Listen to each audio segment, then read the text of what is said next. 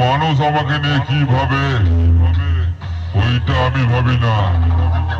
আরে আমি তো আমি না পূর্ব বর্ধমানের লায়ন কিং।